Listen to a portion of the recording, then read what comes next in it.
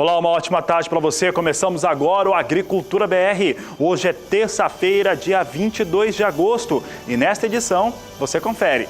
Aliás, vai conferir o primeiro episódio, o primeiro capítulo da série Rotas e Vinhos, mostrando um pouco de como que é a produção de uvas, de vinho, também sucos e espumantes na região do estado do Rio Grande do Sul. Uma série em 8 episódios que começam nesta terça-feira aqui no Agricultura BR. Durante a nossa edição você vai ter mais informações.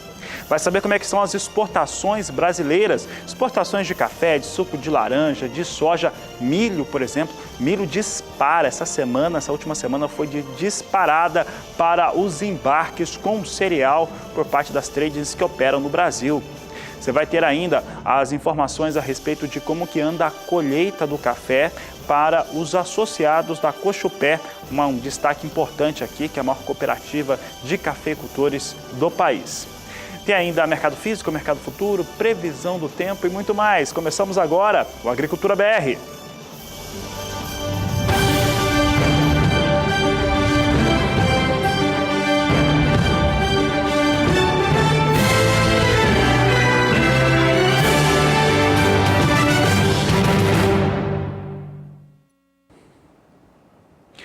E olha, hoje começa uma série muito especial aqui no Agricultura BR. É o Rotas e Vinhos, começando nesta terça-feira, vai seguir durante toda essa semana até a próxima e vai trazer aqui no Agricultura BR uma viagem roteirizada pelas áreas de produção de uvas para vinhos, espumantes e sucos.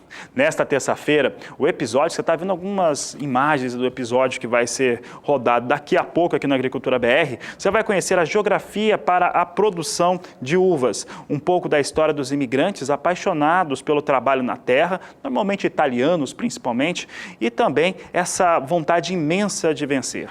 Um dos destaques são as características da Serra Gaúcha para a vitivinicultura. Olha, gostou? Porque vem muito mais por aí. Nesta edição ainda você vai ter mais informações e, claro, o primeiro capítulo do Rotas e Vinhos.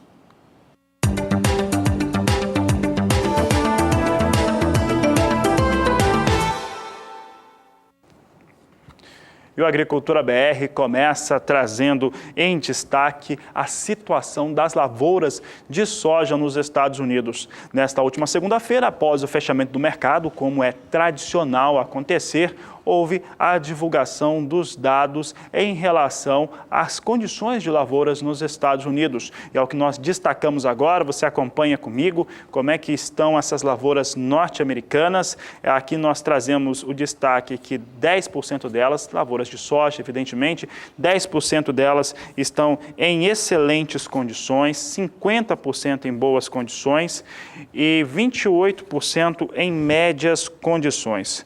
A questão aqui, o que eu destaco, vou pedir para o pessoal deixar o gráfico aqui na tela, é que esse número aqui, esse e este número, eles foram alterados. Na semana passada, portanto, na segunda-feira da última semana, o Departamento de Agricultura norte-americano havia reduzido para 49% as áreas de lavouras em boas condições e aumentado aqui para 29% as em médias condições. Nesta segunda-feira última, portanto, nós tivemos a situação inversa nesse último dia 21. Aqui volta para 50% e aqui cai para 28%. Em resumo, uma melhora de 1 ponto percentual nas condições das lavouras em boas condições norte-americanas. A gente segue falando sobre essas lavouras dos Estados Unidos, agora com destaque para a situação de desenvolvimento delas. É o que você acompanha comigo na Agricultura BR, lavouras de soja florescendo para os norte-americanos. Até dia 20 de agosto, portanto até o último domingo, 97% delas estavam nessas condições. No ano passado, na mesma data, 98% delas estavam nessas condições também. A média histórica dos últimos 5 anos é de 97%, portanto, elas vêm aí estabilizadas nesta situação. Agora, a questão que fica é em relação ao fator clima nos Estados Unidos, que tem sido muito determinante e que tem trazido um sobe e desce, pressão negativa sobre a soja negociada em Chicago. Mas o fato é que há muitas áreas, apesar de ter caído chuvas sobre áreas que estavam mais castigadas pelo intenso calor e falta de chuvas, falta de umidade de solo, ainda assim, em importantes áreas, como no estado de Illinois, um dos dois mais importantes e produtores estados daquele país, ainda continuam com uma forte situação de estresse hídrico, que deve comprometer a produtividade e, claro, consequentemente, a produção norte-americana. Hoje, mais cedo, nós tínhamos os negócios na Bolsa de Chicago com soja operando em campo positivo. Vamos ver se essa condição ela permanece por lá. É o que nós destacamos agora. Permanece sim, é uma alta pequena, uma elevação pequena para a soja negociada na Bolsa de Chicago, mas ainda assim é um movimento de alta. Posição de setembro vem negociada a $9,34 mais 50 o bushel, com alta de 0,21%. Novembro, $9,38 mais 25 por bushel, posição negociada com alta de 0,21% também. Já janeiro de 2018 tem variação positiva de 0,23% e é negociada a $9,46 mais 75 por bushel. São as três posições de mais curto prazo negociado nos Estados Unidos, com alguma movimentação de alta neste momento. E eu dizia que os fatores que têm pressionado e também influenciado os negócios com soja em Chicago é o clima nos Estados Unidos. E é por isso que a gente destaca essa informação, porque ela impacta diretamente no negócio do produtor rural aqui do Brasil. Negócios em Chicago em baixo influenciam, em alta, recuperação, também trazem uma situação mais adequada aqui para os valores negociados da saca de soja brasileira. E é por isso que a Nadiara Pereira traz aqui na sua primeira participação desta terça-feira informações a respeito de como vem o clima nas áreas de produção de soja e milho dos Estados Unidos no quadro Agroclima. Agroclima, oferecimento Santa Helena, as melhores sementes de milho para grãos e silagem. Steel, é hora de você fazer com motosserras Steel. Nesta semana, as chuvas serão mais isoladas sobre o meio oeste americano, principalmente nos estados produtores de soja. A chuva mais forte deve acontecer mais ao sul, onde tem uma forte tempestade se formando. A previsão para temporais com altos volumes de água. Em algumas áreas deve chover até mais de 100 milímetros ao longo dos próximos 5 dias. Chove também de forma abrangente sobre toda a costa leste. Já sobre as áreas produtoras do cinturão produtor de grãos, a previsão é de pouca chuva. Deve chover mais a oeste e essa chuva deve atingir alguns estados importantes que estavam com baixos níveis de umidade no solo. Agora, para o segundo período, entre os dias 28 agora do mês de agosto e 1º de setembro, a chuva ela continua mais intensa ao sul dos Estados Unidos, mas ela se espalha um pouco mais aqui pelo cinturão produtor de grãos. Algumas áreas de Illinois, principalmente o sul do estado, podem receber volumes mais elevados de água. Agora, nas áreas mais ao norte, a gente observa volumes baixos, variando de 5 a 15 milímetros em 5 dias. No decorrer do terceiro período, do dia 2 ao dia 6 de setembro, a chuva será abrangente sobre os estados produtores de grãos, com volumes baixos, mas com ainda certa frequência que garante bons níveis de umidade no solo, principalmente para o desenvolvimento das lavouras de soja. Daqui a pouco eu volto com mais informações do tempo aqui para o Brasil. Até já! A fase de crescimento é a mais importante. Um desenvolvimento saudável garante um futuro melhor. É preciso olhar de perto, proteger de todos os perigos, porque a atenção e o cuidado que recebemos desde o nascimento serão retribuídos mais para frente. Cuidar da lavoura é como cuidar de um filho. Potenza Duo, o mais poderoso tratamento de sementes e inseticidas, chegou. Uso agrícola, venda sobre receituário, consulte um agrônomo. E vamos continuar de olho na lavoura e agora com os preços praticados dos resultados dessas lavouras lá no Centro-Oeste, aqui no Centro-Oeste do Brasil. Começando pelas médias de preço para a soja na região, eu destaco aqui primeiro estado, trazendo aqui o volume de 15 dias, estado de Goiás. E a estabilidade para os valores em Goiás para a saca de soja. Em 7 de agosto, o valor era de R$ 57,50 a saca. No dia 9 de agosto, subia para o maior valor dessa série, R$ 58,00 R$58,50 por saca de 60 quilos. No dia 13, recuava de leve para R$ 58,25, para no dia 18 recuar firme, vindo para R$ 57,00 a saca. Vem com alguma recuperação nesse dia 22, a R$ 57,50 a saca de 60 quilos no estado de Goiás. Estabilidade, portanto, nos últimos 15 dias. Quem apresenta algum ganho nesse período de 15 dias, essa última quinzena, é o estado do Mato Grosso do Sul. A alta no valor da saca da soja chega a 4%, é o que eu mostro agora. Veja comigo aqui como é que vem os valores para a saca da soja em Mato Grosso do Sul. Em 7 de agosto, R$ 54,75 a saca. No dia 9, R$ 56,25. E no dia 13 de agosto, chegou a R$ 57,00 a saca. Permanece esse valor, que é o maior identificado nesses últimos 15 dias. 22 de agosto permanece com R$ 57,00 a saca, portanto alta de 4% em Mato Grosso do Sul. Vamos trazer em destaque agora como é que vem o Mato Grosso, estado do Mato Grosso, o maior produtor de soja do país. Vamos ver os valores desta última quinzena praticados. Nós tínhamos no dia 7 de agosto R$ 55,25 a saca. No dia 9 de agosto chegou ao maior valor dessa série, R$ 57,00, mas no dia 13 recuou novamente para a base de R$ 55,50. No dia 18 cai mais um pouco para R$ 55,25 e mantém esse valor no dia 22. Portanto, sem diferenças, estabilidade para os valores negociados com soja no estado de Mato Grosso.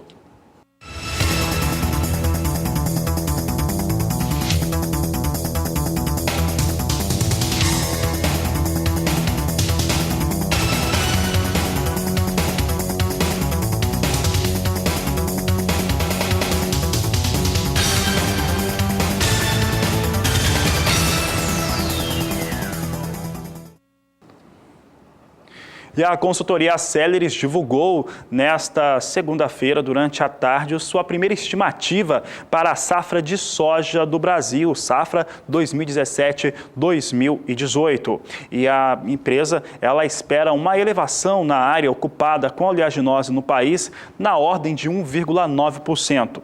Esse aumento ocorre principalmente por ocupação de áreas até então destinadas ao milho de primeira safra com soja. E ela acontece essencialmente no sul do país, de acordo com os números apresentados pela Celeris. Vamos a eles então? A alta é prevista, a área será maior e nós destacamos aqui as expectativas da Celeris Consultoria. Alta de 1,9%, porque na safra 16-17, de acordo com a empresa, houve a ocupação de 33.800.000 hectares. Na 17-18, sobe para 34.500.000 hectares, de acordo com a Celeris. O crescimento de aproximadamente 600.000 hectares em relação ao ciclo passado é resultado das margens ainda remuneradoras e melhores do que outras culturas concorrentes no verão, sobretudo o milho. Logo, boa parte do incremento da safra em questão vem em função da substituição de áreas de milho-verão na atual temporada, principalmente no sul do país. Com fatores limitantes e um maior avanço, a Celeris aponta que a demora do crédito agrícola oficial e as incertezas em relação à safra dos Estados Unidos impedem de ter uma pontuação um pouco mais elaborada por parte dos produtores brasileiros. Mas não descarta, a Celeris, dentro do seu comunicado, nesse levantamento, diz que não descarta a possibilidade de haver uma ampliação de áreas se houver realmente, se as coisas apontarem para uma situação um pouco mais complicada para a safra norte-americana 2017-2018. Vamos ao próximo gráfico. Aqui trazemos a produtividade. A produtividade aqui é um fator interessante, porque considerando a tendência de produtividade das últimas 15 safras, o rendimento das lavouras nacionais pode alcançar 52,66 sacas por hectare. Esse número é 6% abaixo desse resultado aqui na temporada 16-17, que foi de 55,82 sacas. Um resultado muito expressivo que teve nessa temporada 2016-2017. Assim como aconteceu na safra passada, o pacote tecnológico que foi adotado pelos produtores será essencial para esses resultados de produtividade. Mas sim, a empresa de consultoria espera, por enquanto, um resultado de produtividade menor do que esse resultado da 16-17, que foi bastante elevado, 6% abaixo nessa expectativa inicial. E com isso, produção deve ser menor. Uma produção 5 milhões de toneladas abaixo do resultado de 114 milhões de toneladas estimado pela maior parte das empresas, principalmente públicas, para o Brasil na safra 16-17. Veja comigo, nós temos aqui as estimativas de produção de soja no Brasil. A 16-17 teve uma produção em torno de 114 milhões de toneladas. Celes estima na sua primeira previsão 109 milhões e 100 mil toneladas. Um recuo de pouco mais de 4% para a produção de soja brasileira na temporada 2017-2018.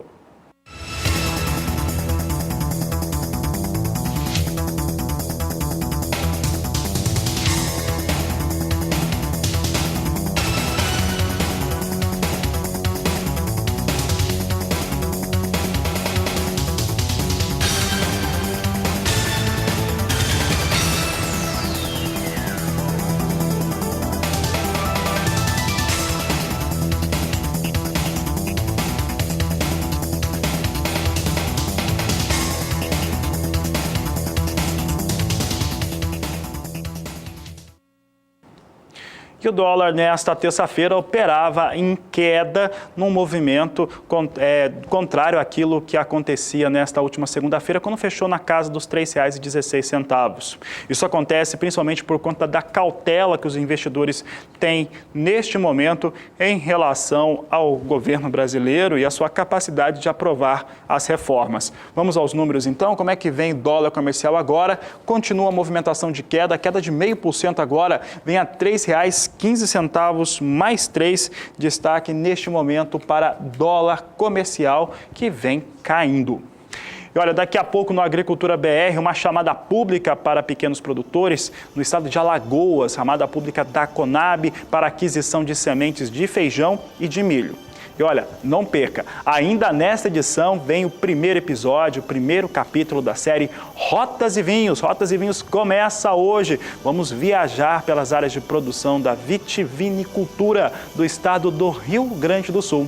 Daqui a pouco, depois do intervalo comercial.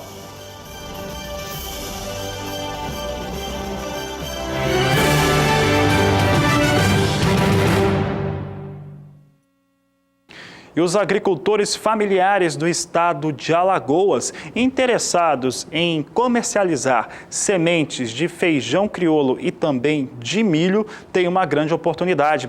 Isso porque a Conab abriu uma chamada pública que vai encerrar ao meio-dia do próximo dia 5 de setembro.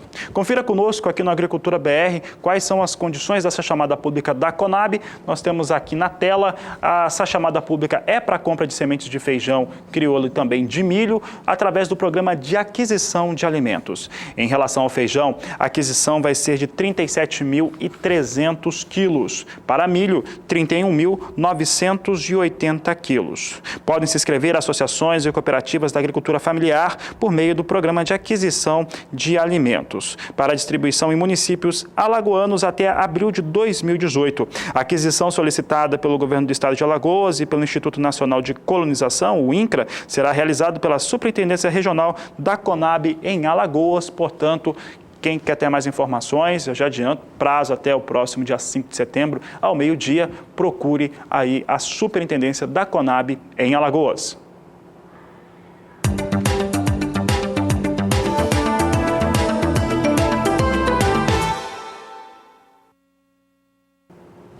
O assunto é milho. Vamos saber agora como é que vem os valores praticados no centro-oeste do país.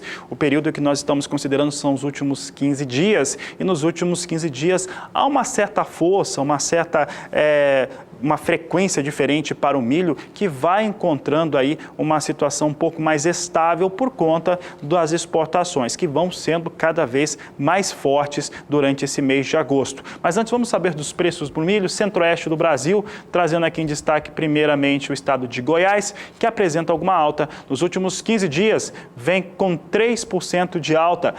No dia 7 de agosto, eram R$ 18,50. No dia 9, subiu para R$ 19,00 a saca e achou uma resistência. Dia 13 tinha esse valor, dia 18 também. Nesse dia 22, mantém os R$ 19,00 por saca de 60 quilos. A gente segue falava dessa resistência, dessa certa estabilidade, mas no Mato Grosso do Sul não é bem assim. Mato Grosso do Sul, nos últimos 15 dias, teve um recuo para o milho. É o que eu mostro agora. Vamos mostrar como é que vem o estado do Mato Grosso do Sul. Perde 50 centavos, mas perde. No dia 7 de agosto eram R$ 16,00 a saca de 60 quilos, valor mantido no dia 9 e também no dia 13. No dia 18 de agosto caía para R$ 15,50 e no dia 22 também. Portanto, em 15 dias, R$ 15,50 é o valor para o valor médio do milho no estado de Mato Grosso do Sul, com recuo de 3%.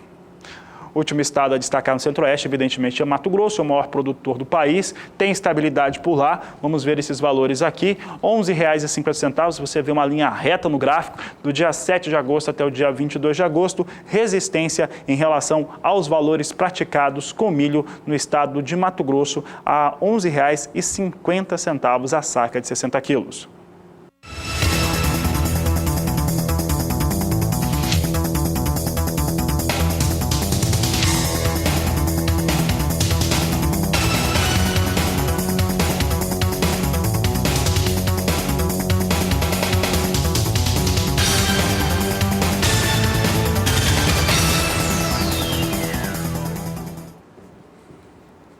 E olha, os embarques de milho do Brasil dispararam no mês de agosto. Assim como era esperado, o mês de agosto vem sendo marcado por uma situação de exportação muito mais intensa com o cereal. É o que nós mostramos agora, você acompanha comigo aqui, milho sendo embarcado pelas tradings que operam no Brasil. Em agosto de 2016 foram embarcados 2.560.000 toneladas. Julho deste ano, 2.320.000 toneladas. Em 14 dias úteis, os embarques de milho do país já alcançam 3.300.000 toneladas. Lembrando que restam 9 dias úteis ainda de embarques para esse mês de agosto de 2017, aqui na cor vermelha representado, para ser concluído. Portanto, vem realmente bem intenso os embarques com milho no país.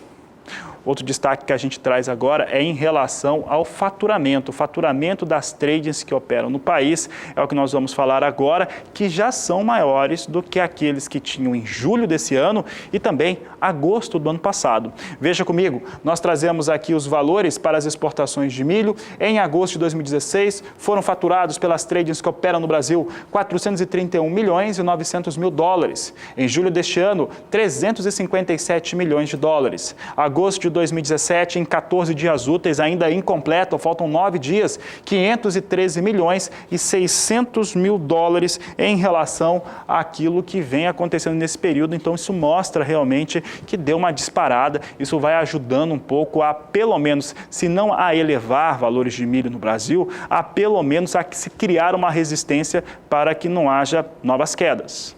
Os valores também da tonelada do milho embarcado durante esse período agora, desses primeiros 14 dias úteis, é melhor do que o do mês de julho. Veja só, nós trazemos aqui essa situação. Em agosto de 2016, o valor médio da tonelada em dólar era de 168 dólares e 40 centes. Já julho de 2017 veio com 153 dólares e 70 centes a tonelada. Agosto de 2017 chega a 155 dólares e 50 centes, já é superior aos valores médios do mês passado. E a gente segue falando a respeito de milho e agora com destaque para o milho negociado na Bolsa Brasileira, portanto, Bolsa de São Paulo. Vamos saber como é que vem o mercado futuro nacional. Trazemos aqui mercado praticamente sem contratos negociados. Você vê 160 contratos negociados apenas na posição de setembro, a R$ 28,77 a saca, queda de pouco mais de 0,5%. Novembro, 250 contratos negociados, R$ 29,65, queda de 0,54%. Daqui a pouco a gente traz essa atualização melhor a respeito dos negócios com milho na Bolsa de São Paulo, mas por enquanto números ruins, números negativos para o milho.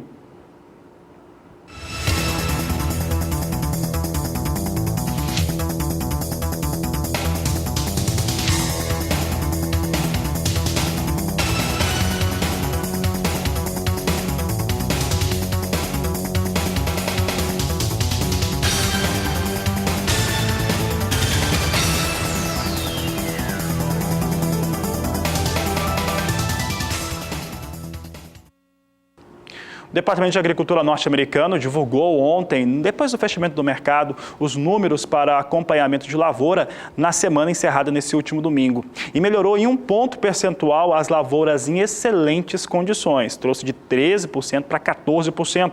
É o que a Agricultura BR mostra agora. Números do Departamento de Agricultura norte-americano. Você vê aqui esses dados em relação às lavouras de milho. Eu vou pedir para o pessoal corrigir ali. Em excelentes condições está em 14%, tá? Sobe para 14% as áreas que estão em excelentes condições, subiu exatamente de 13% para 14%, portanto, 1 ponto percentual melhor as lavouras em excelentes condições. Já temos as condições melhores aqui também, ó, sobe de 13% para 14%, as áreas em boas condições recuou de 49% para 48%, as que estão em médias condições em 26%. Ainda há 9% das lavouras norte-americanas de milho em condições ruins e 3% em condições muito ruins. Eu continuo falando de milho, continuo falando de Estados Unidos, porque agora nós vamos ver como é que vem o milho negociado na Bolsa de Chicago. É o que a Agricultura BR mostra agora. Acompanhe conosco aqui. Temos milho em Chicago agora com queda. Posição de setembro, 0,42% de queda, $3,47 o bushel. Dezembro, $3,61 o bushel, queda de 0,48%. Março de 2018, $3,73 o bushel, com recuo de 0,39%, dia de queda, portanto, para os negócios com milho em Chicago.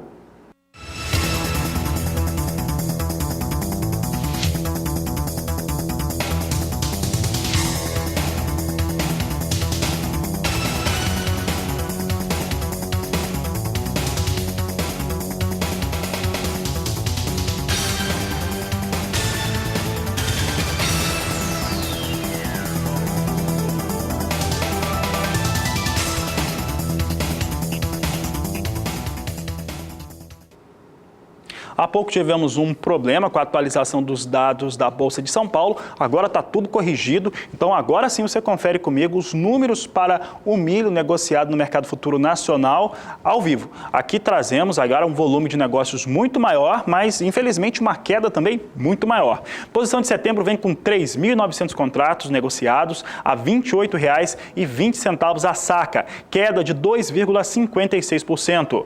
Novembro, 2.320 contratos negociados a R$ 28,91 a saca, queda de 3,02%. Há negócios ainda em janeiro e março, mas com pouco volume de contratos negociados não chega a trazer referências para os negócios aqui no país.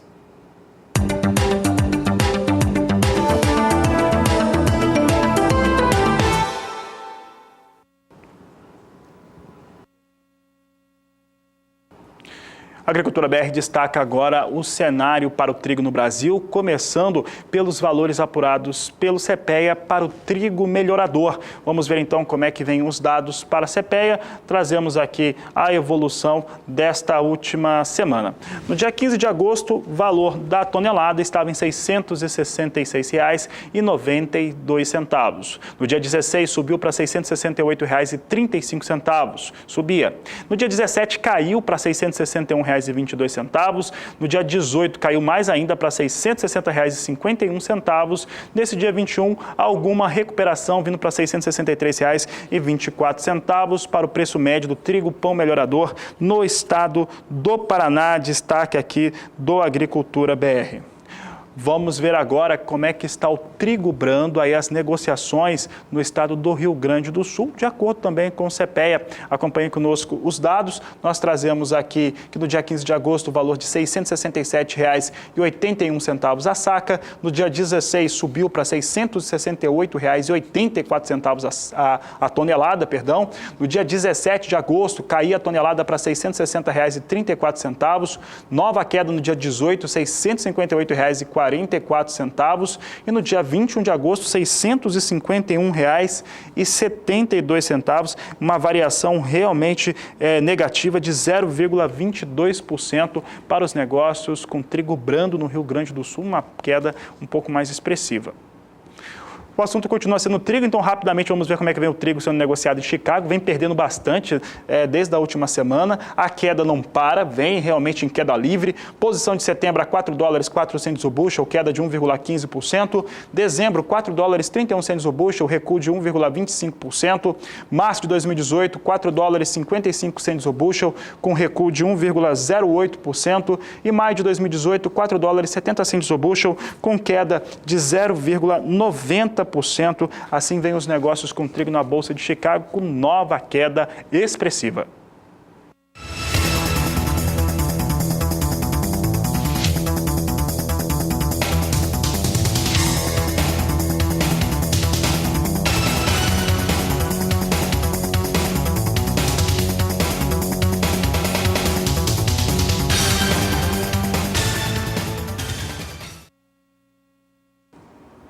A Agricultura BR agora traz os destaques para a situação do clima aqui, principalmente no Brasil.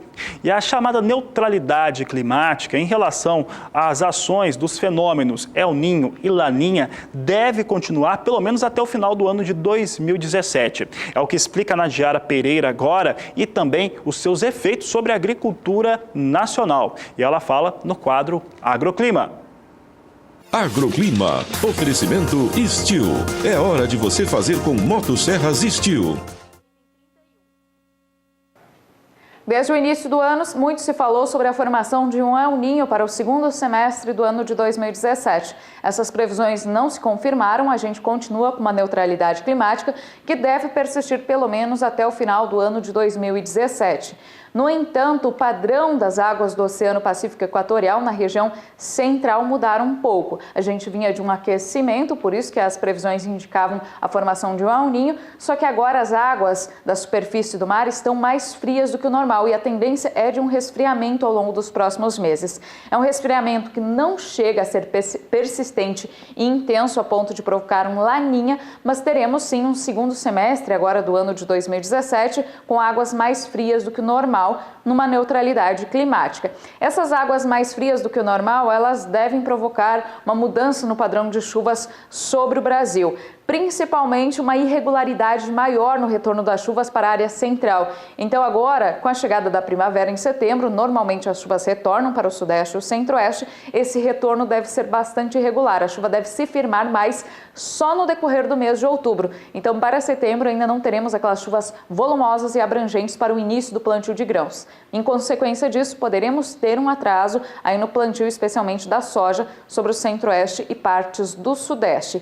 Além disso, esse esfriamento das águas do Oceano Pacífico acabam aumentando as chuvas sobre o nordeste do país. Isso deve ocorrer mais para o final do ano, especialmente a partir do mês de novembro. Teremos altos volumes de água em algumas áreas do nordeste, até mesmo em partes da fronteira agrícola do Mato Piba, e chuvas até acima da média entre os meses de dezembro e janeiro, ao longo então do próximo verão. Chuvas mais volumosas sobre o nordeste, mas menores chuvas sobre o norte do país, principalmente no Amazonas, Acre e Rondônia. Teremos um déficit de chuva ao longo dos próximos meses. Com isso, o que preocupa mais é o nível dos rios, que já está baixo e pode cair ainda mais, especialmente para o transporte de grãos entre Rondônia e o Amazonas. Daqui a pouco eu volto com mais informações do tempo. Até já!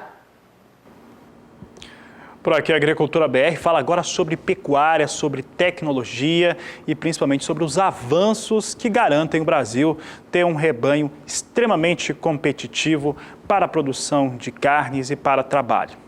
E falo também a respeito da 10ª Expo Genética, que acontece em Uberaba, Minas Gerais, na sede da ABCZ, Associação Brasileira dos Criadores de Zebu. E é para lá que nós vamos agora, para o Parque Fernando Costa. Está lá o Daniel de Paula, que deve ser sócio já da ABCZ, pelo tempo que ele já está indo para a ABCZ sempre. E, Daniel de Paula, sempre temos aí, durante essa Expo Genética, novas informações, tecnologias, disposição de conteúdo. E o Canal do Boi participa exatamente trazendo essas informações, levando para o país inteiro, para que a pecuária nacional veja um pouco disso. Daniel, você que já está indo há tantos anos, veio do esporte há tantos anos aí para o Fernando Costa, para o parque, acompanhou desde a primeira Expo Genética. O que tem mudado, o que mudou nessa Expo Genética? Boa tarde, Daniel, seja bem-vindo. Obrigado, Fabiano. Boa tarde a você, todos os que acompanham o Agricultura BR desta terça-feira. Para nós, muito especial, temos um grande leilão hoje. Eu trouxe aqui 2 dos personagens do leilão, mas também desse processo todo que você citou aí, que é de melhoramento genético. E nada mais melhoramento genético do que a Expogenética, criada há 10 anos. A primeira edição foi em 2008, portanto estamos na 10ª edição. E aqui a evolução foi exatamente como é possível observar no rebanho da maioria dos selecionadores, inclusive principalmente aqueles que vêm para esse período aqui no Parque Fernando Costa. É um processo também de melhoramento genético até na exposição. Então a gente tem aqui a reunião de grandes selecionadores, grandes pecuaristas, grandes neloristas ou de qualquer outro zebuíno. Temos aqui a reunião de grandes técnicos, geneticistas, os envolvidos com a comercialização dessa genética em termos de centrais de inseminação com seus técnicos, com os programas de melhoramento genético. Ontem foram lançados aqui os sumários de todos eles, né? Um lançamento unificado que a BCZ promoveu mais uma vez aqui no Parque Fernando Costa. E tudo isso é um diário oficial do melhoramento genético. E aí é tanto trabalho, é tanta responsabilidade e qualidade obtida dentro de um rigor de seleção que esses caras têm, que chega uma hora de compartilhamento. Então alguns deles podem se dar a essa missão, né? Podem absorver essa missão de compartilhar e contribuir com a necessidade que a pecuária tem de produzir carne a campo com a eficiência que esses touros que estão mostrados aqui podem produzir. E hoje nós temos aí um grande leilão à noite, mas os personagens que estão aqui são de um leilão que vai acontecer na quinta-feira e eu quero apresentá-los porque está aqui o meu amigo Cadu Novaes, o Carlos Eduardo Novaes, Nelore 100 e também o Wagner Perotto, que é quase uma autoridade em termos de zebu, em termos de touro, em termos de produção também.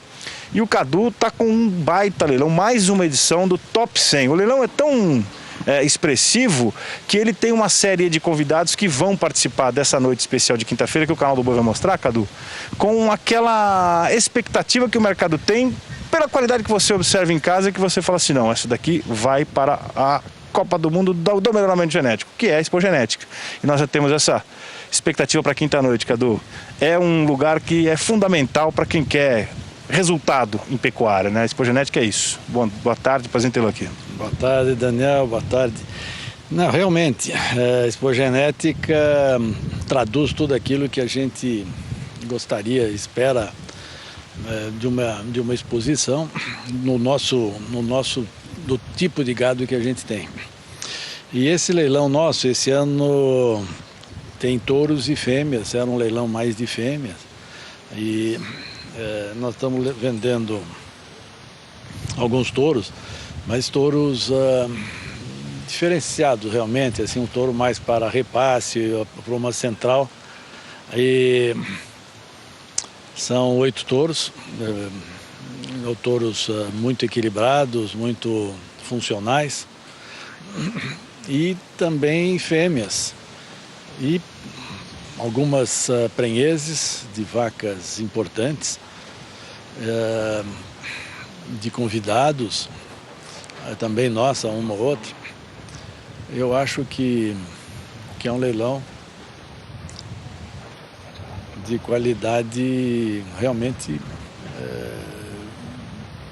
aquilo que se espera de um leilão na Expogenética. A gente tem um histórico desse leilão, você falou bem das fêmeas, e hoje a gente pode mostrar, são 8 touros que estão inclusive hospedados aqui, se nós tivermos as imagens para mostrar, o pedacinho da fazenda crioula aqui no Parque Fernando Costa. Todo ano vem para a Expogenética esse pedacinho aqui, e a gente tem um número muito grande de pessoas, Wagner, que visitam o pavilhão do Nelore 100, Ecoloquá. E aí esses caras ficam hospedados aí para dar água na boca dos outros. Quer dizer, nós temos 30 fêmeas, está anunciado lá. Mas elas são mães desses caras. Quer dizer, só elas, e só com essa avaliação toda, que é muito rigorosa, a gente sabe da responsabilidade do Cadu, é que podem gerar animais como esse que vão fazer diferença, vão fazer produção em volume com o resultado que a pecuária precisa, né, Wagner? E aqui está um pedacinho disso, e quinta-feira à noite no Top 100 a gente tem mais uma amostra do que vai ser feito de diferença aí nos campos do Brasil, né, Wagner? Boa tarde. Boa tarde, Daniel, boa tarde, amigos do canal do Boi. Realmente o leilão do Cadu, leilão Nelore 100, Top 100, eu estou falando o seguinte, é o leilão mais completo da Expozebu, porque é um leilão que traz reprodutores de altíssimo nível, animais com potencial de central, animais para repasse, então realmente 8 touros de altíssimo nível mesmo, Nós vamos ter doadoras no leilão, nós temos matrizes jovens, que muitas delas também são mães de touros, reservas do Nelore 100, lá do Cadu. Nós temos aspiração, vamos ter um lote muito especial de aspiração, inclusive uma aspiração e prenhez de uma mãe de um touro de central, do Elton, que está na central, está na alta, um dos grandes destaques de avaliação. Então, realmente, o que eu falo é o seguinte para os amigos do Canal do Boi, a gente tem uma larga experiência aí no mercado, 30 anos de experiência, conhecendo muitas seleções, muitos trabalhos. E eu tenho a sorte, o privilégio de estar perto de um mestre, do zebuíno brasileiro, para mim um dos grandes criadores que o Brasil tem, e que ele, realmente o Cadu, ele tem um discurso e pratica o seu discurso. Na prática, vocês vão ver realmente animais, como ele fala, como ele apregoa, animais realmente diferenciados, animais funcionais. Essas características que conquistaram, que fizeram com que o Nelore conquistasse a pecuária brasileira, dominasse, que realmente é um curto período que o Nelore veio dominando, né?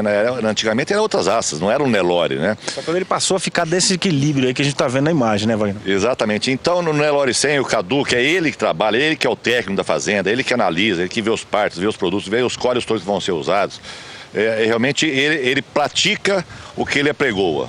Então vocês que podem ter acesso a essa genética diferenciada, realmente é uma oportunidade de ter um Nelore funcional, um Nelore adaptado às condições brasileiras, animais que transformam capim em carne, animais que parem, que amamentam seus bezerros. Então muitas se fala às vezes na teoria.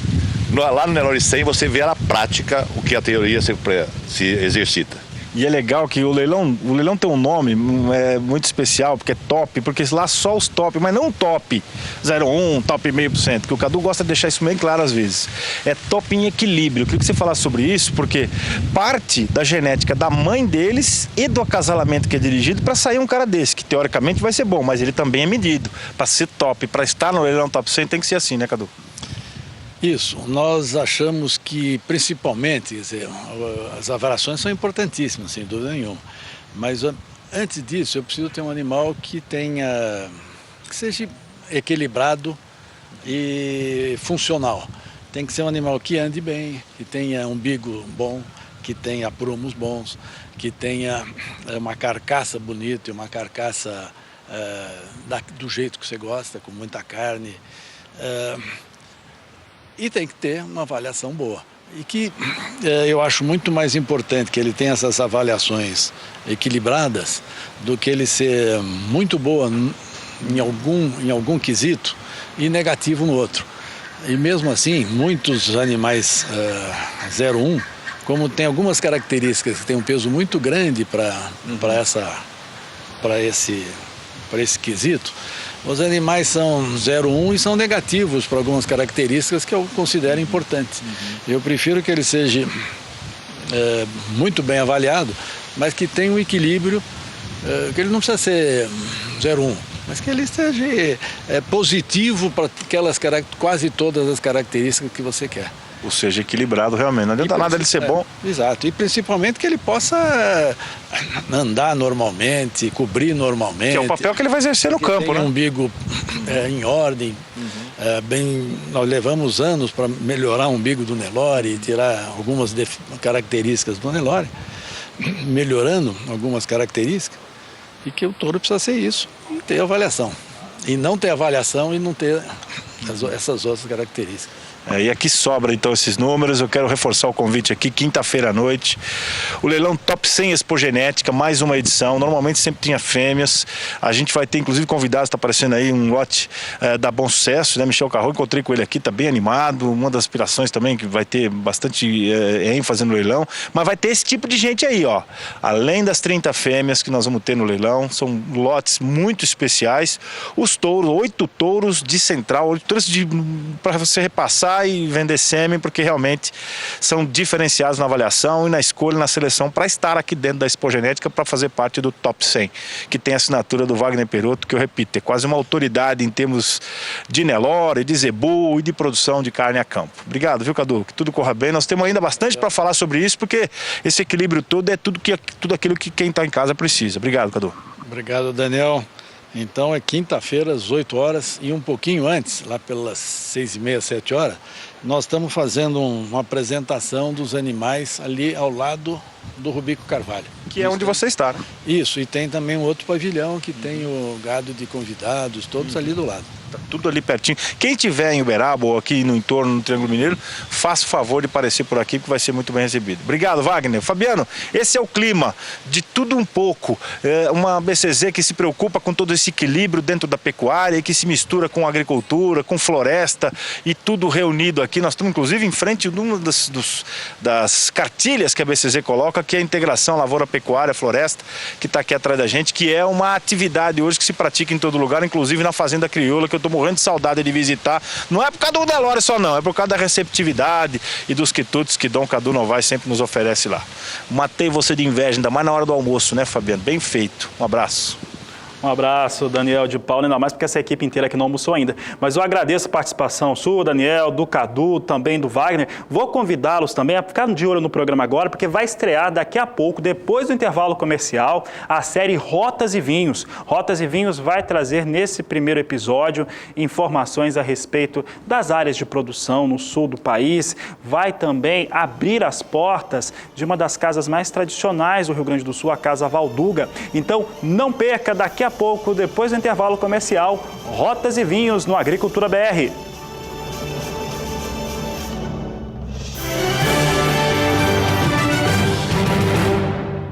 Uma geografia perfeita para a produção de vinhos. Tem ainda toda uma situação de aplicação e de vontade de vencer dos imigrantes, principalmente italianos. Isso explica um pouco do porquê a Serra Gaúcha tem resultados incríveis quando se fala da vitivinicultura. E este é o primeiro capítulo da série Rotas e Vinhos, que começa agora aqui no Agricultura BR.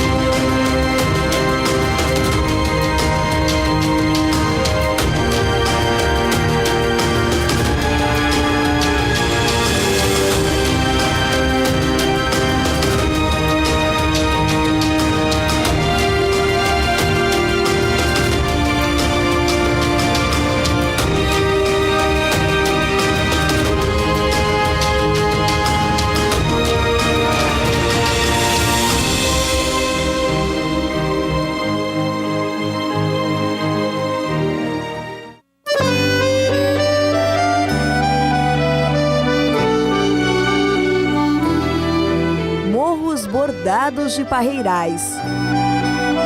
Parreirais carregados de uva. Esse é o cenário de quem visita a Serra Gaúcha entre os meses de janeiro a março. É tempo de vindima, de colher os frutos que há mais de 140 anos ajudam a contar a história dessa região tão rica. Porque aquilo que eles fizeram no começo da sua caminhada, com os mais antigos que aqui chegaram, sempre foi através do acreditar, da religiosidade e do trabalho. Minha família vindo da Itália, né? Eles vieram da Itália em 48, escapando da Segunda Guerra, né? E vieram para cá e compraram a propriedade aqui em Montebello.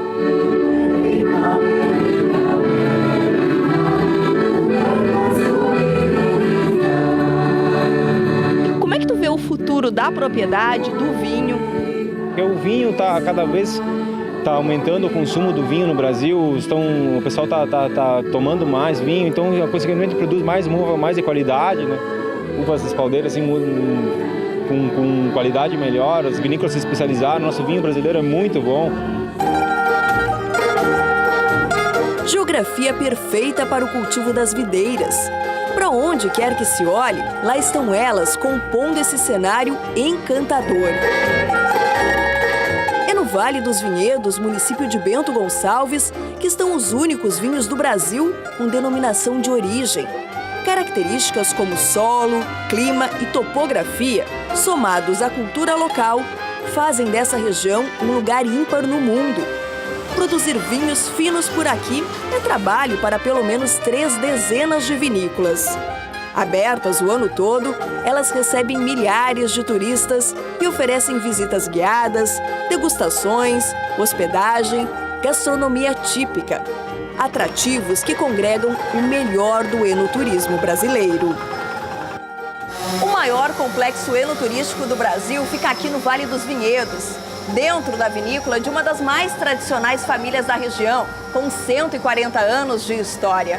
Passar por aqui é experimentar as várias sensações que o vinho é capaz de oferecer.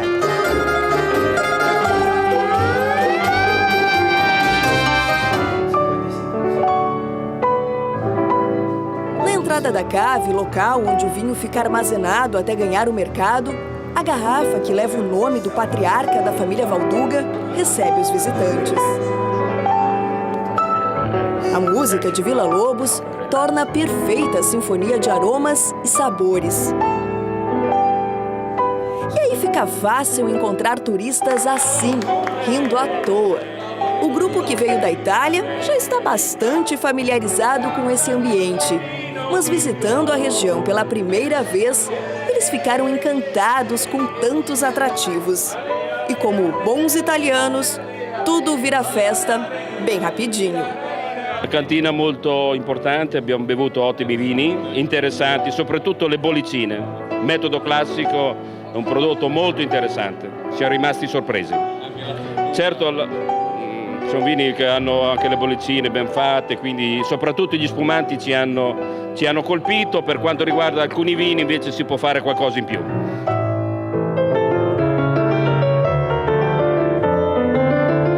As mais de 300 mil garrafas de vinho e 2 milhões de espumantes mostram a força da vinícola administrada pela 3ª geração da família Valduga.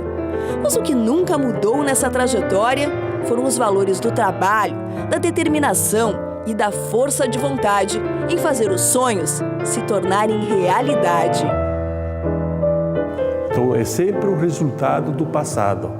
Premiação é o esforço que você tem feito no passado. Isso também é uma parte que nos gratifica muito. O reconhecimento internacional dá a impressão que nós estamos no caminho certo.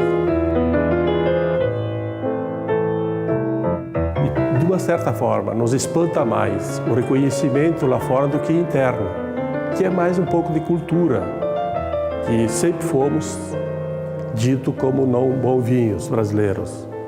Lá fora não vem com esse lado, estão percebendo a qualidade dos nossos produtos atuais.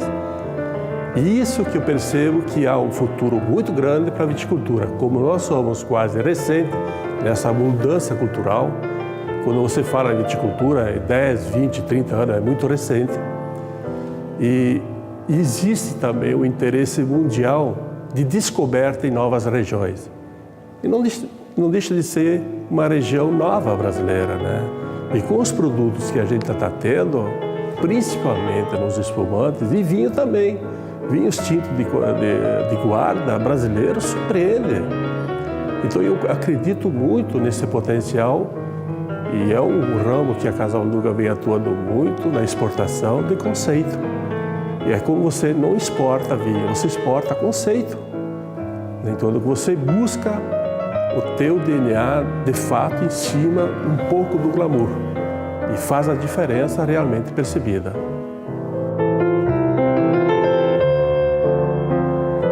E faz isso um desafio diariamente dentro do Grupo Casa Valduga.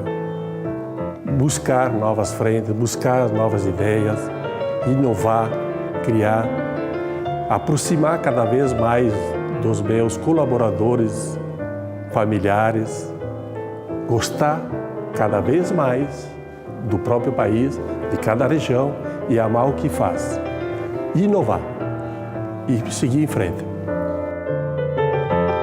Histórias que expressam o talento natural, cheio de experiência e sabedoria de quem coloca amor no cultivo das videiras, do trato cuidadoso na arte do vinho.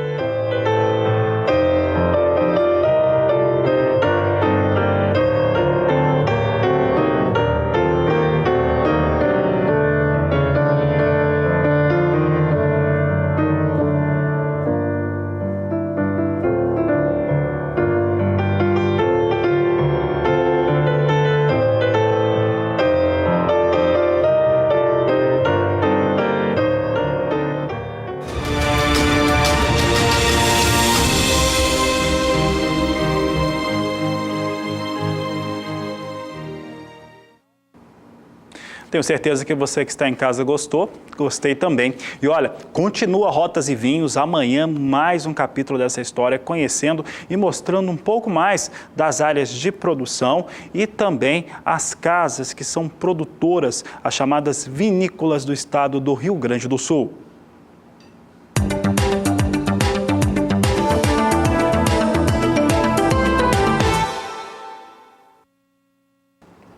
A Agricultura BR agora traz a movimentação dos embarques de suco de laranja não congelados que foram embarcados pelo Brasil nesses primeiros 14 dias úteis do mês de agosto.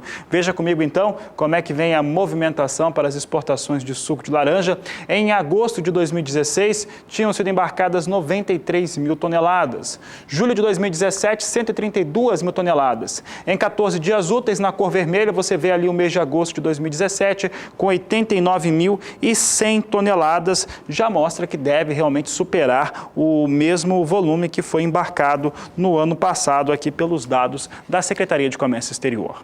Agora, o faturamento, apesar de não ter tido um volume maior do que agosto do ano passado, os primeiros 14 dias úteis de agosto de 2017 já tem um faturamento melhor do que todo o mês de agosto de 2016. Veja comigo. Você tem aqui os números em relação a faturamento.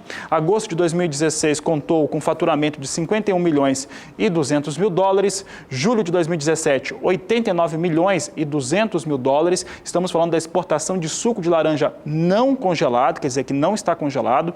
Agosto de 2017, 69 milhões e 800 mil dólares. Assim vem os negócios com o faturamento para os embarques de suco de laranja não congelado durante esses 14 primeiros dias do mês de agosto.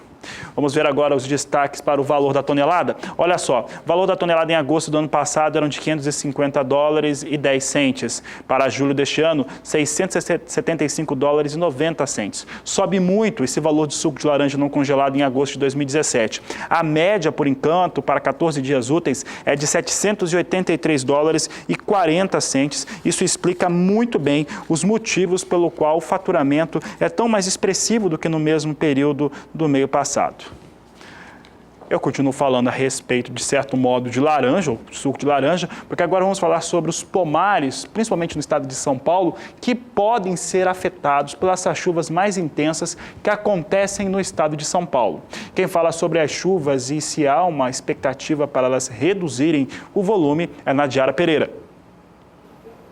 Na última semana, choveu de forma bastante frequente sobre o estado de São Paulo, especialmente nesses últimos dias tivemos volumes mais expressivos de água, também declínio da temperatura e esse excesso de umidade pode sim trazer problemas para os pomares de São Paulo. Segundo o Fundecitrus, o excesso de umidade pode trazer podridão floral para algumas lavouras, então isso pode prejudicar a qualidade do produto. No entanto, a boa notícia é que nos próximos dias o tempo seco volta a ganhar força sobre o estado de São Paulo e boa parte das áreas produtoras do Sudeste, incluindo também o Sul e o Triângulo Mineiro. O índice de umidade no solo se elevou por causa dessas chuvas nos últimos dias, principalmente aqui sobre a faixa sul e a metade leste de São Paulo, nas principais áreas produtoras como em Piracicaba, Mogi Guaçu e também Avaré, choveu bem, então o índice de umidade no solo já ultrapassa os 70% nessas localidades. No Triângulo Mineiro e também aqui sobre o extremo norte de São Paulo é que o nível de umidade no solo continuou um pouco mais baixo porque a chuva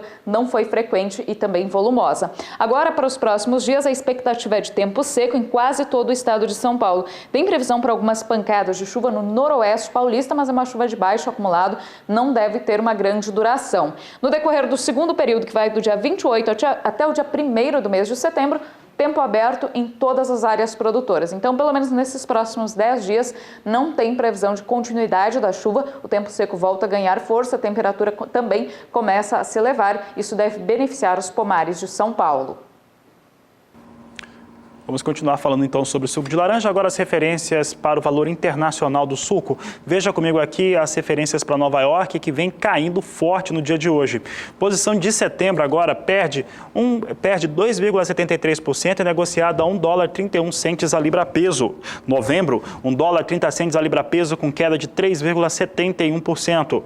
Janeiro de 2018, $1,32 a libra peso com recuo de 3,24%. Já março de 2018 vem com com queda de 3,67% a $1,33 mais 75 por libra-peso, quedas mais expressivas hoje para os negócios com suco de laranja na Bolsa de Nova York.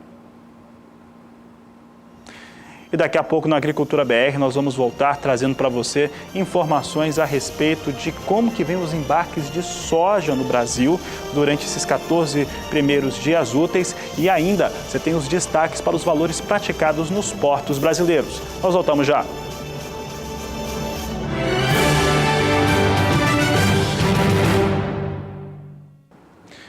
E a Cochupé, a maior cooperativa de produtores de café do Brasil, divulgou os dados de colheita até o último dia 19 de agosto. Eles alcançam 92,17% de toda a área de produção já colhida. Vamos saber agora como é que está a divisão, tanto no estado de São Paulo, quanto no Cerrado e também sul de Minas Gerais. Veja aqui comigo como é que vem a situação para a Cochupé. Colheita média em 92,17%. Estado de São Paulo vem com 89,82% da área colhida. Sul de Minas, 92,64%. Cerrado de Minas Gerais, 91,17%. Assim vem a situação para o andamento da colheita em 2017. Vamos comparar agora como é que vem o ano de 2017 comparado aos anos anteriores. Vem mais acelerada essa colheita para os cooperados da Cochupé. Veja só que em 2012, 90%, no dia 19 de agosto estava em 90% a colheita, em 2013, 86,20%, 2014, 88,5%, 2015, 79,3%, 2016 estava em 87,20%, 2017, sem dúvida, é quando a colheita está mais acelerada para a Cochupé, chegando a 92,10% de acordo com os dados apresentados até 19 desse mês de agosto. Eu sigo falando sobre café, mas agora eu falo sobre as referências para o café Conilon aqui no Brasil, portanto, os negócios com café robusta na Bolsa de Londres. Acompanhe comigo como é que vem as posições negociadas. Setembro deste ano vem com negócios em queda de 0,88% a $2.160 a tonelada, vem com alta de 0,88%. Já novembro, alta de 0,89% com $2.138 a tonelada do café robusta.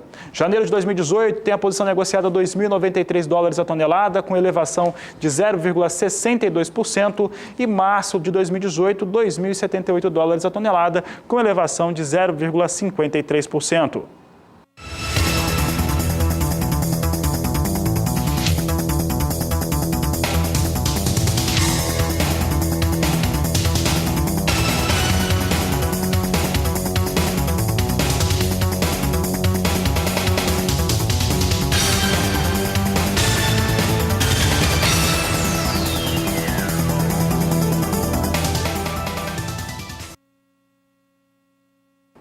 Os baixos valores de negociação, principalmente para o café arábica no Brasil, têm espantado um pouco os negócios no país. Tanto é que isso vai se refletindo nos embarques de café. Até o momento, nesse mês de agosto, para 14 dias úteis, foram embarcadas 1.360.000 sacas do produto. Vamos aos números. Café no geral, aqui são os embarques. Agosto de 2016 teve um embarque de 2.620.000 sacas. Esse número aqui não será batido faltando 9 dias úteis para o fim do mês de agosto. Julho deste ano teve embarques de 1.590.000 sacas, provavelmente será batido por agosto de 2017, que vem com 1.360.000 sacas de café. Com isso, o faturamento, quando se compara agosto deste ano com agosto do ano passado, realmente fica bem abaixo. Mesmo considerando ainda faltando 9 dias, ele não tem como alcançar o faturamento para as tradings que teve em 2016. Agosto de 2016 teve os embarques totalizando um faturamento de 422 milhões e 200 mil dólares. Julho de 2017 cai demais, cai para 254 milhões e 700 mil dólares. E agosto deste ano, mês atual, para 14 dias úteis, 220 milhões e 300 mil dólares. Assim vem as negociações com o café no Brasil.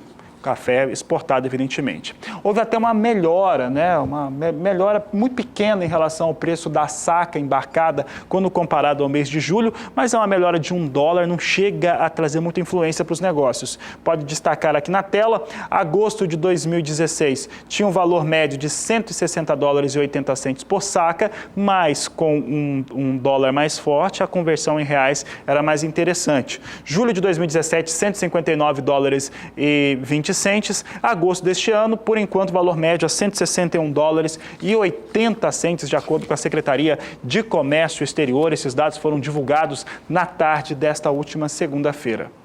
Vamos saber agora como é que vem o café em Nova York. Café em Nova York que vem apresentando quedas consecutivas. Não há muitos parâmetros, não há muitos fundamentos para o mercado para justificar esses recuos que nós temos visto em Nova York. Hoje temos nova queda para o café e nós temos hoje queda para o café, queda para o dólar também. Então isso monta um cenário muito ruim para o cafeicultor brasileiro.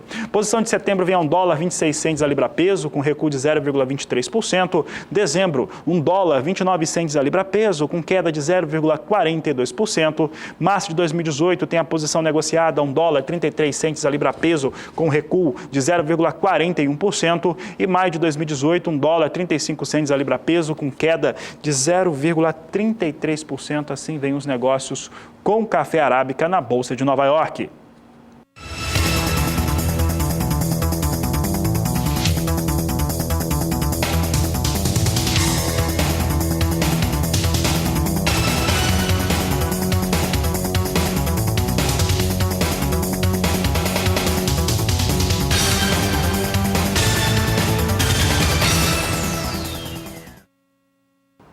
Daqui a pouco no Agricultura BR você vai ver que os embarques brasileiros de soja totalizam 3.630.000 toneladas em 14 dias úteis durante esse mês de agosto, um bom número parcial para o 8º mês do ano. Nós vamos para o intervalo, então aproveite para entrar em contato conosco. Nosso contato pelo WhatsApp é o 67996562266. Voltamos já.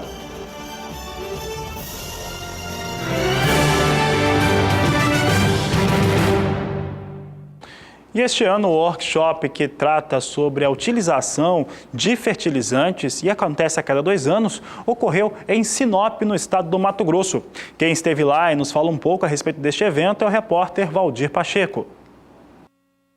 O terceiro workshop de fertilizantes foi promovido pela Embrapa de Mato Grosso e a Universidade Federal de Viçosa, UFV, onde reuniu pesquisadores, empresas, consultores e produtores rurais para discussões sobre as melhores práticas de adubação das lavouras.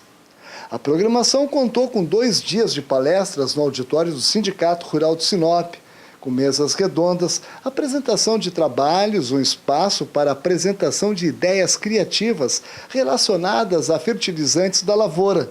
E o último dia foi no sítio tecnológico da Embrapa Agro Silvio Pastoril, onde foi montado 3 estações com palestras técnicas. Com o tema Uso Eficiente de Fertilizantes em Sistemas Integrados de Produção, esta terceira edição, que é bianual, é a primeira realizada em Mato Grosso. O pesquisador da Embrapa, Dr. Bruno Pedreira, em sua palestra, mostrou alternativas para a intensificação das pastagens para a produção de mais boi por hectare e focou bem em novos aportes de nitrogênio. Como é que eu consigo fazer isso? Só com fertilizante mineral? Não, a gente tem outras alternativas, como o consórcio com amendoim, como a utilização do inoculante bacteriano, a consorciação dessas alternativas, né? O amendoim com o inoculante com o nitrogênio. E a gente tem respostas diferentes para os diferentes materiais forrageiros que a gente utiliza. Mas na média dos experimentos que a gente conseguiu fazer aqui, ganhos de até em torno de 40 quilos de nitrogênio por hectare por ano, quando a gente usa, por exemplo, o inoculante bacteriano.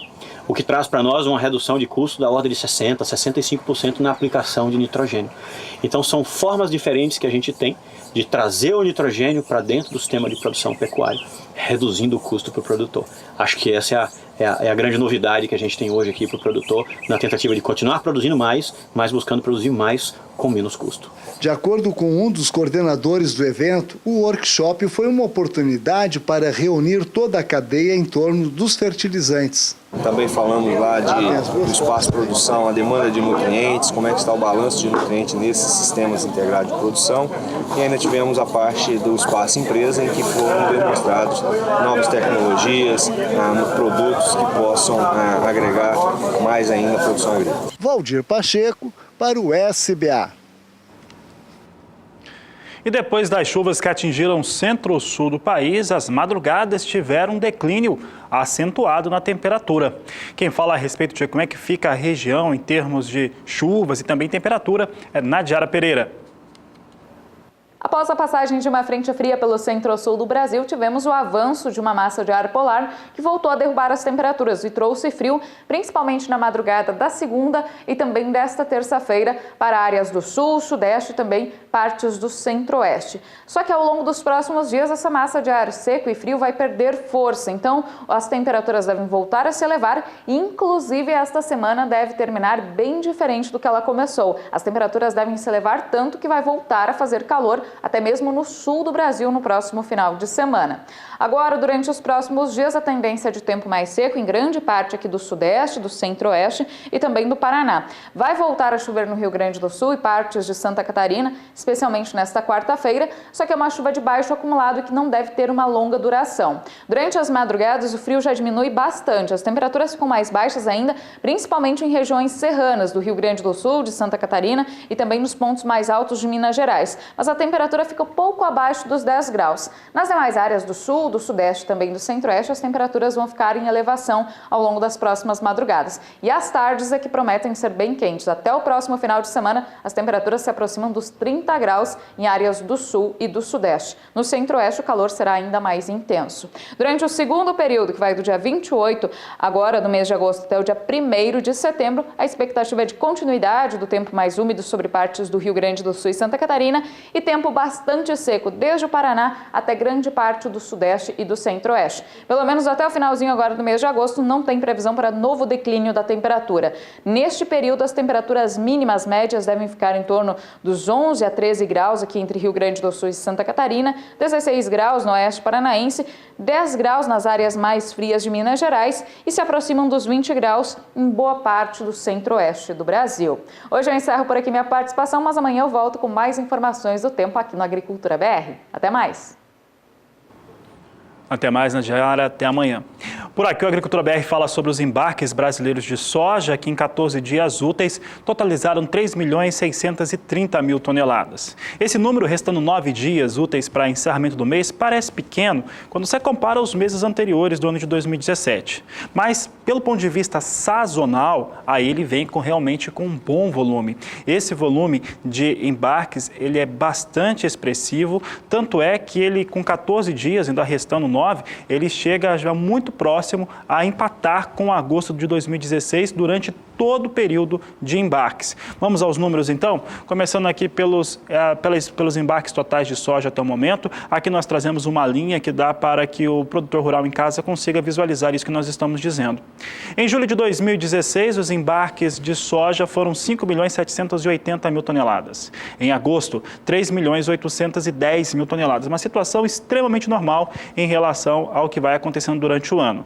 Tanto é que você vê as colunas com 2017, maio de 2017, embarques de 10.950.000 toneladas, bem superior ao que aconteceu em maio de 2016. Junho de 2017 cai em relação a maio para 9.190.000 toneladas, mas pelo critério sazonal fica quase 4 milhões de toneladas acima do que acontecia no último ano.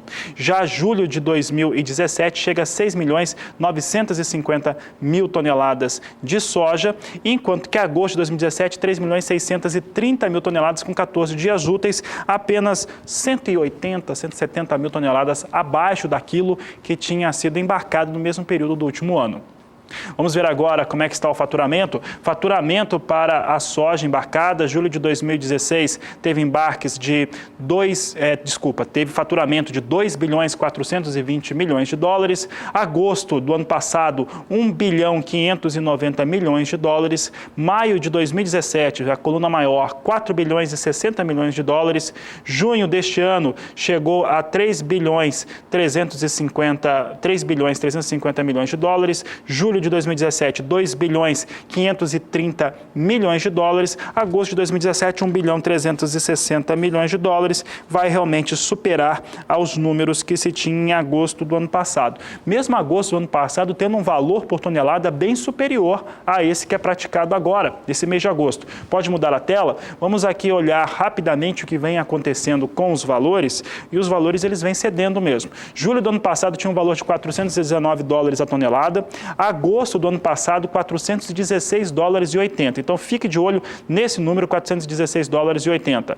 Maio de 2017, 370 dólares e 80 centes, junho 364 dólares e 70 centes, julho tem o menor valor, julho esse mês passado teve 364 dólares e 50 centes o valor da tonelada. E agosto de 2017 melhora, por enquanto, o dos melhor valor agora dos últimos 5 meses para a tonelada da soja, 373 dólares e 90 centes. Mas mesmo assim, muito abaixo daquilo que era praticado no último ano. Chega a ficar aí quase 30 dólares abaixo do valor da tonelada, e isso realmente faz muita diferença na questão do faturamento final em relação aos negócios com a soja embarcada pelo Brasil. Por falar em preços, vamos falar agora sobre como é que vem os valores praticados com soja nos portos brasileiros, os 2 principais portos de referência no Brasil, começando por Paranaguá. E Paranaguá vem assim, 15 dias úteis com estabilidade. No dia 7 de agosto tinha um valor de R$ 70 a saca, no dia 9 chegou a R$ 72 a saca, no dia 13 desse mês caiu para R$ 70,50, no dia 18 caiu para R$ 70 e agora dia 22 mantém-se R$ 70 por saca de 60 quilos, portanto, estabilidade para os valores com a saca de soja no valor de referência, preço pago no Porto de Paranaguá. Destaque agora que a Agricultura BR traz em relação ao Porto de Santos, é o segundo porto em relação às referências de negócio com soja. E nós destacamos aqui que Santos tinha no dia 7 de agosto R$ 70 a saca, no dia 9 de agosto R$ 71,50, maior valor para essa série, dia 13 de agosto R$ 70,50, dia 18 R$ 69,50, mantendo nesse dia 22 R$ 69,50, uma queda aí de 0,7% para os valores de referência no Porto de Santos.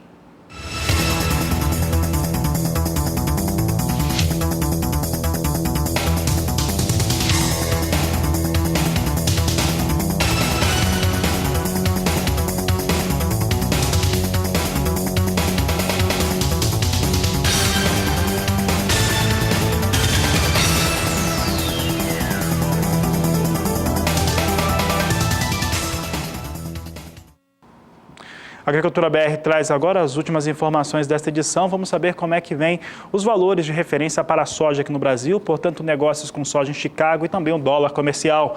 Veja como é que vem soja em Chicago, continua com uma ligeira recuperação, mas uma recuperação menor do que quando a Agricultura BR abriu. Nesse momento, setembro ganha 0,10%, vem a 9 dólares 33 centes o bushel. Novembro, 9 dólares 37 centes o bushel, alta de 0,13%. E janeiro de 2018, 0,13% de alta também a 9 dólares 45 centes o bushel. Vamos ver o dólar. Dólar comercial, destaque de agora, você acompanha comigo, queda para o dólar, 0,44% de queda a R$ 3,15 mais 5. E são com essas informações que esta edição do Agricultura BR fica por aqui. Eu agradeço a sua participação, a sua audiência e eu lembro que nós voltamos logo mais às 17 horas e 20 minutos, porque você já sabe. Este é o Agricultura BR, a inteligência e a transparência do agronegócio sempre com você. A todos uma ótima tarde e até mais.